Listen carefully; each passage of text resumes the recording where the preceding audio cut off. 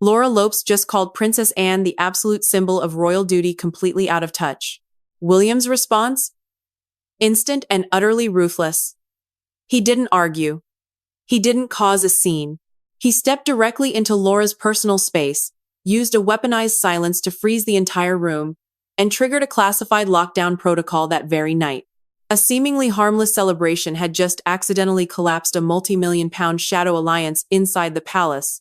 What explosive financial secrets are hidden inside the Kensington vetting ledger that William ordered to be sealed immediately? And why does this single blacklist strike absolute terror into the heart of Buckingham Palace? Do not look away, because we are breaking down this entire war for survival right now. Laura Lopes, the daughter of Queen Camilla. With just a few calculated words dropped over silver trays of canapes at Windsor Castle, Laura didn't just breach royal etiquette. She directly challenged the institutional foundation of the crown by taking an overt, public shot at Princess Anne. The reaction from Prince William was instantaneous, visceral, and terrifyingly cold. His fists clenched so tightly his knuckles turned white, his jaw locked, and within seconds, he initiated a silent, scorched earth protocol that would fundamentally realign the power dynamics of the royal household. What exactly did William do in the immediate aftermath of that remark? He did not cause a screaming match in front of foreign dignitaries or smash priceless crystal glasses. Instead, he executed a chillingly professional maneuver. He locked eyes with Laura Lopes, stepped directly into her personal space, and let a suffocating silence do the weaponized work of a future king. Within minutes, he withdrew to the periphery of the room and placed an encrypted call to his private secretary at Kensington Palace, demanding the immediate, total lockdown and seizure of a highly sensitive internal document known to senior staff as the Kensington Vetting and Protocol Ledger. This opens a massive, deeply unsettling loop that senior courtiers have spent weeks trying to bury. What exactly was written in that private ledger? Why did a seemingly simple family comment make William access a document that contains the private financial requests, security clearances, and soft power backing of Queen Camilla's non-royal children? More importantly, why does the very existence of this ledger strike absolute terror into the hearts of the Parker Bowles faction? The answers lie beneath the surface of a night that was supposed to be a historic celebration, but instead became an institutional execution. The event was designed to celebrate an almost unimaginable milestone: Princess Anne's 20,000th official royal engagement. To the public, it was a celebration of old-school, grinded-out dedication, the very work ethic that built the modern monarchy's credibility. Princess Anne, involved with over 300 charities, has consistently done more annual events than anyone else in the family for decades, completely ignoring popularity contests, splashy interviews, or carefully curated social media grids. Prince William was there because his admiration for his aunt runs deeper than almost any other relationship in the institution. He has long considered her the ultimate blueprint for handling the crushing weight of royal responsibility without losing one's mind. But the friction began the moment Laura Lopes walked into the room as a guest of her mother, Queen Camilla. Laura, an established art curator who generally stays out of the media spotlight, was standing with a small, elite group of guests when she made the comment that stopped the room's oxygen supply cold. She stated quite clearly that Princess Anne's old-fashioned view of duty was entirely out of touch with modern Britain. She then went further, explicitly implying that the younger generation of royals, specifically William and Kate, brought a fresher, vastly superior energy to the institution, and openly suggested that Anne belonged to another era entirely. On the surface, a casual observer might try to spin this as an offhand remark about generational shifts, but the institutional context made it an unforgivable betrayal. This was Anne's night. It was an event specifically constructed to honor a lifetime of grueling, unglamorous service. To stand there, benefiting from the immense privileges of the monarchy via her mother's marriage, and call the very spine of the family irrelevant was an act of breathtaking tone deafness. The escalation was immediate. The tension in the room became suffocating as guests looked away, praying the moment would pass. But William had heard every word. The loyalty he harbors for those who actually carry the weight of the crown is fierce. And seeing his aunt, who stood stoically through decades of scandals, divorces, and the chaos of Diana's death, being dismissed by someone without an official role, triggered something profound within him. What made it dangerously worse was that Anne herself was close enough to catch the comment. though her face remained perfectly stoic. A subtle tightening of her lips signaled to William that the insult had cut deep. This single event has now rewritten the rules of the palace. It has escalated far beyond a simple case of family bickering. It has forced a terrifying question into the open. If those who do the actual, grueling work of the crown are deemed irrelevant by the very people enjoying its unearned luxuries, how can the monarchy possibly survive the judgment of the modern world? The story of this single reception and the explosive private meetings that followed explains exactly how a single evening at Windsor Castle altered the trajectory of the British throne forever. The fallout from that single evening at Windsor Castle did not evaporate when the guests left. Instead, it solidified into a deep institutional crisis. What the public witnessed in the days that followed was a quiet but brutal clash between two entirely incompatible definitions of royal survival. To understand why Prince William refused to let Laura Lopes's comment slide, one must understand the hidden architectural war currently being fought within the palace walls, a war over who actually matters in the modern monarchy. On one side stands the institutional blueprint of Princess Anne. For over 50 years, the Princess Royal has operated on a strict, uncompromising ethos. Boblin fern truc to leur, duty before self-interest. Anne does not perform for the cameras. She does not demand an increased allowance from the sovereign grant, and she routinely flies on commercial flights or drives herself to low-key engagements across the United Kingdom. Her milestone of 20,000 engagements was built on a grueling schedule of visiting municipal water treatment plants, opening local youth clubs, and meeting charity workers in the rain, unglamorous work that never makes the front page of a glossy magazine but forms the actual structural credibility of the crown. On the opposing side stands the lifestyle blueprint exemplified by Laura Lopes.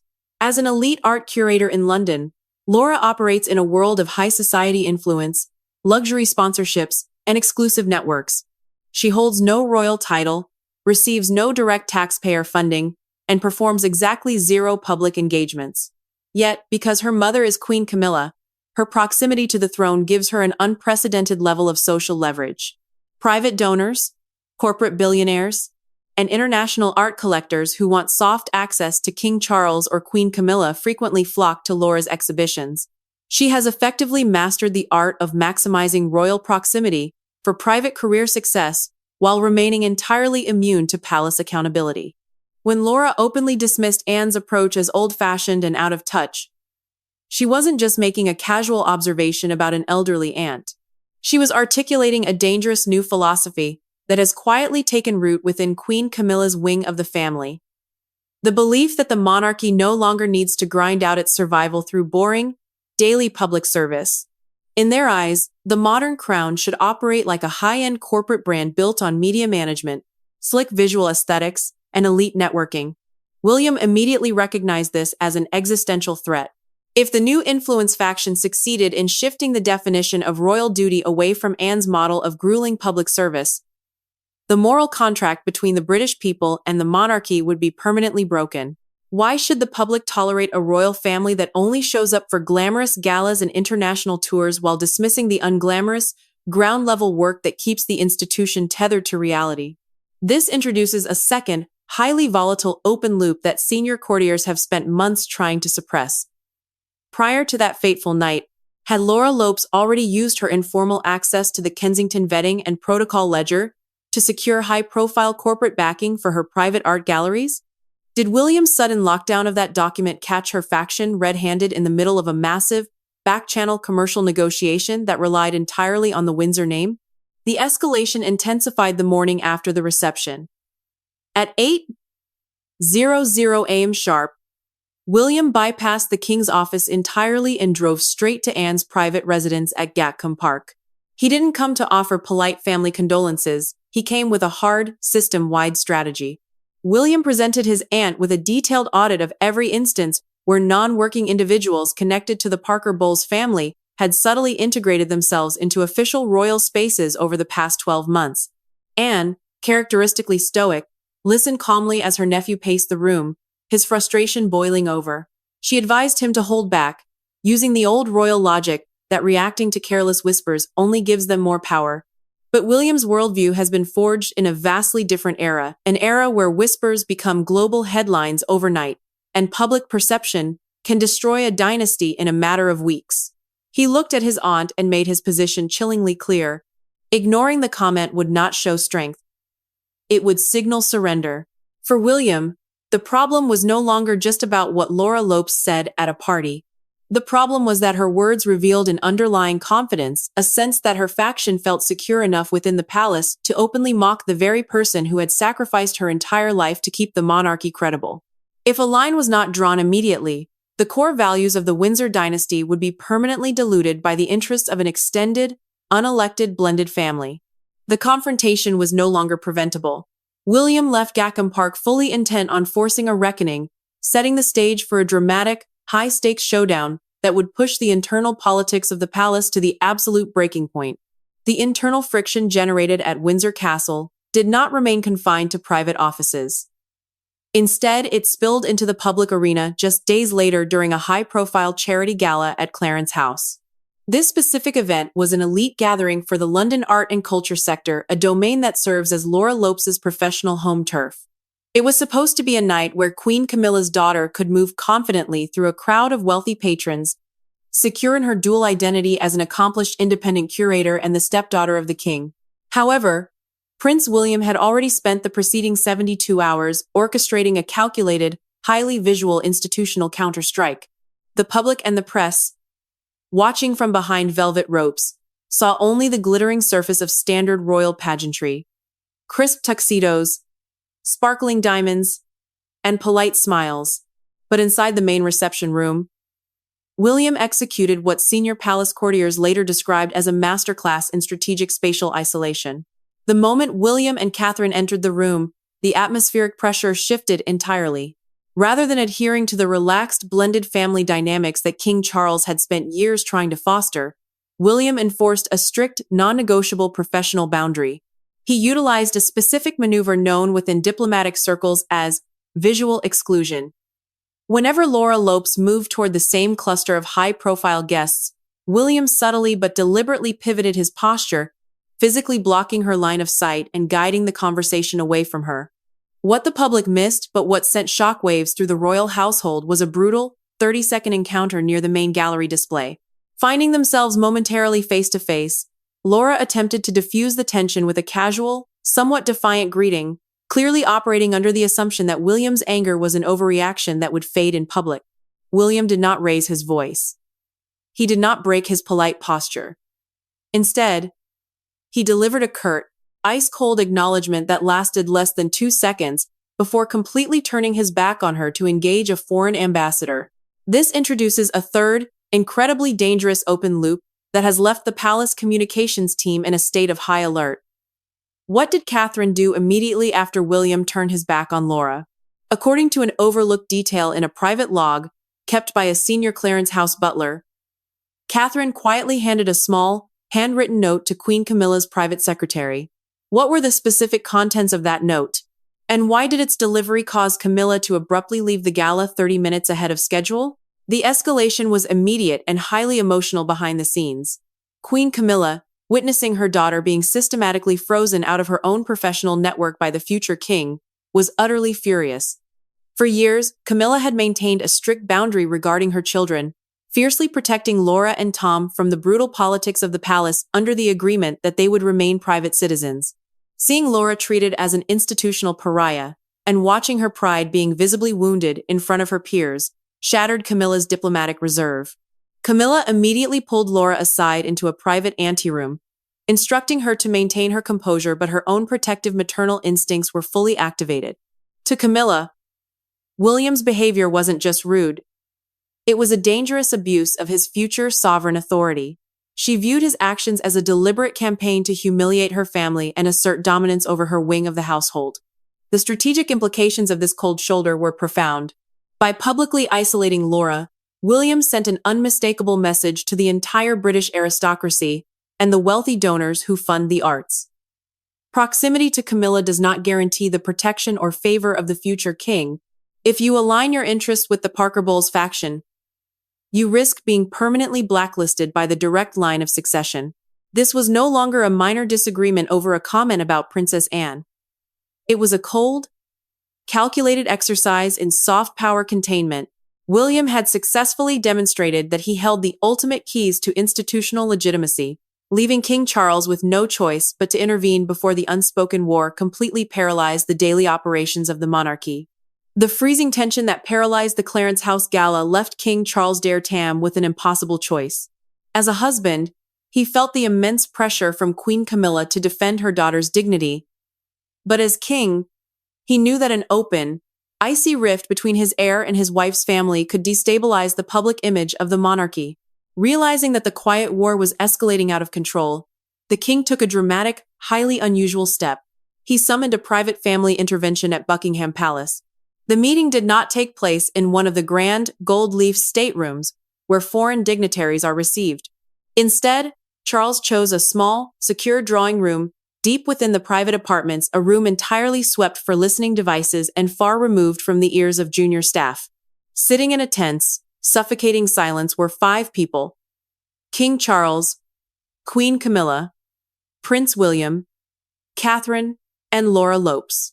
Princess Anne had been invited but chose to remain at Gatcombe Park, sending a clear message that she refused to be a pawn in a palace negotiation.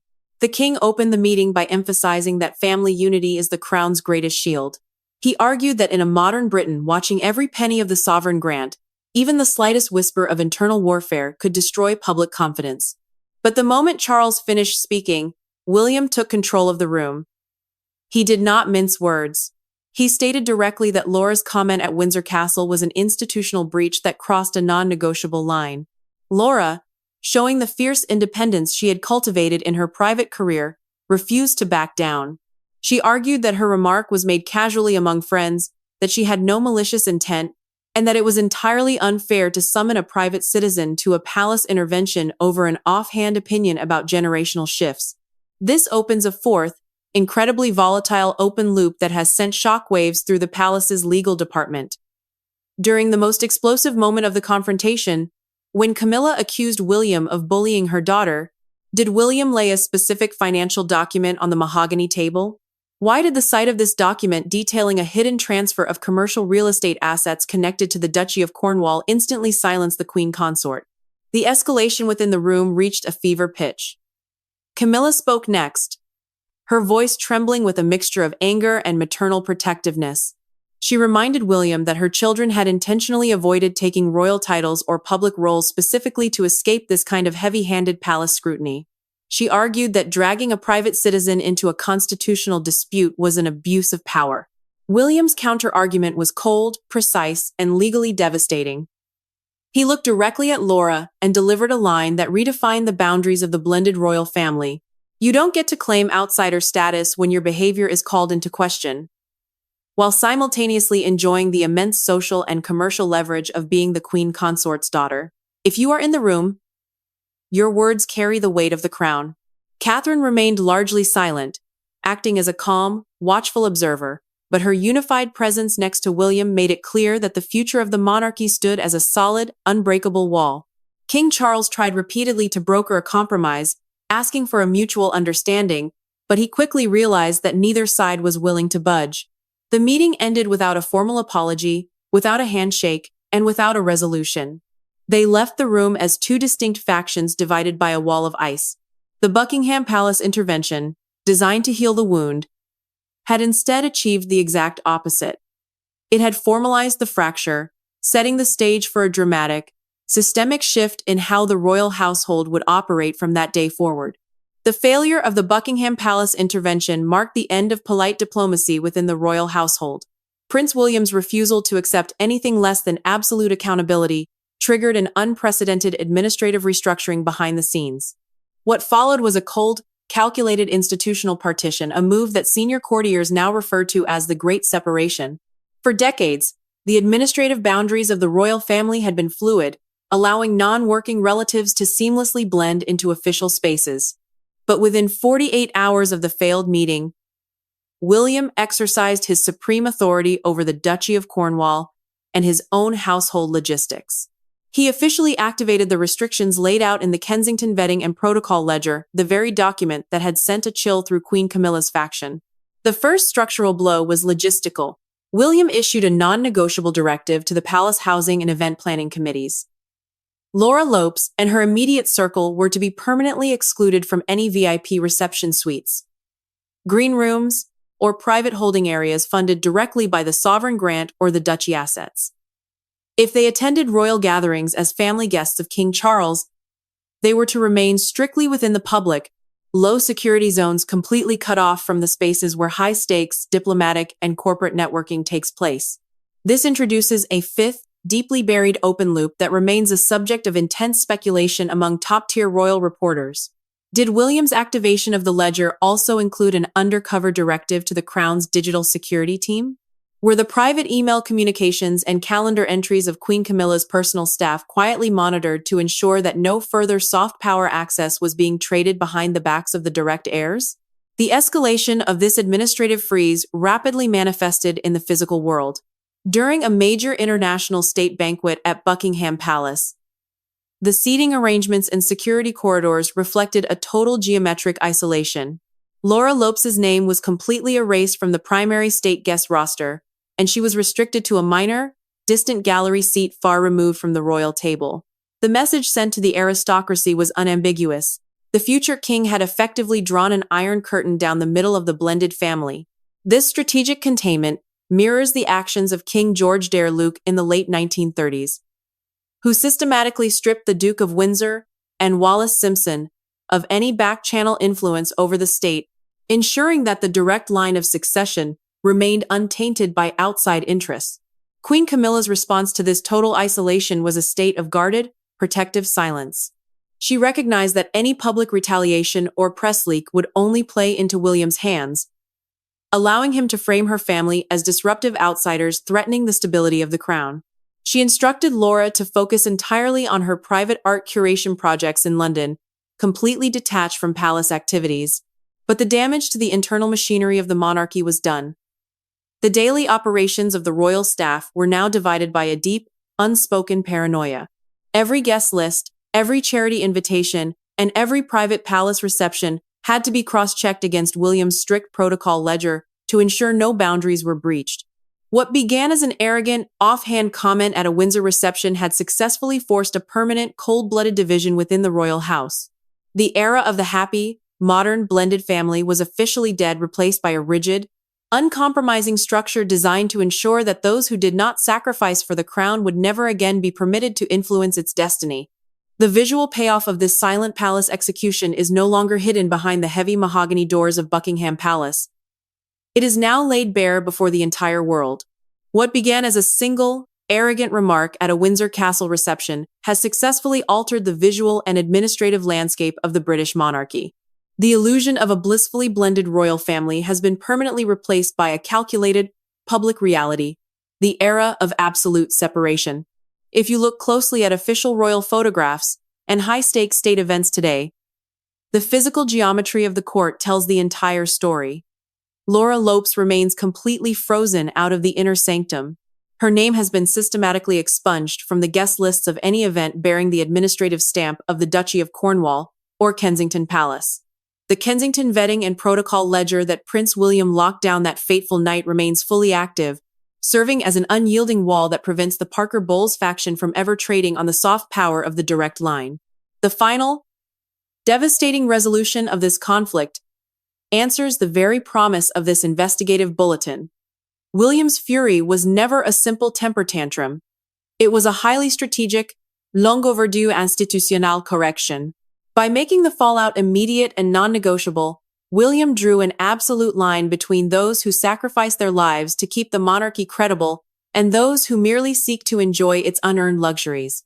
To resolve the final, deeply unsettling loops that have hovered over this palace war, it was used to permanently revoke Laura Lopes's unescorted security access to the private state apartments, ensuring she could never again use the backdrop of Windsor or Buckingham to leverage her private high society art curatorships. Faced with a fracturing household, King Charles ultimately chose the survival of the crown over personal family harmony. He quietly acquiesced to William's protocol ledger, knowing that the future king's unyielding standard was the only thing capable of protecting the monarchy from modern public scrutiny. Meanwhile, Princess Anne continues her relentless march through her next 20,000 engagements. She walks under the rain, visits community centers, and carries the weight of the institution with the exact same quiet, stoic pride she has shown for half a century. She never demanded an apology, and she never sought a public vindication. But every time Prince William stands flanking her at a state event, physically and strategically blocking any intrusion from the extended family, the message to the world is chillingly clear. The cameras will continue to capture smiles, polished tiaras, and flawless diplomatic waves. The public relations machine will keep projecting an image of unified stability to the outside world. But behind those ancient palace walls, the people who navigate the true corridors of power understand that the rules of the house have been rewritten in ice. Prince William has successfully demonstrated that under his watch, the crown is not a glamorous family business or a vehicle for private influence. It is a sacred, disciplined shield of duty. And those who dare to treat it as anything less will find themselves cast out into the freezing, permanent periphery of history,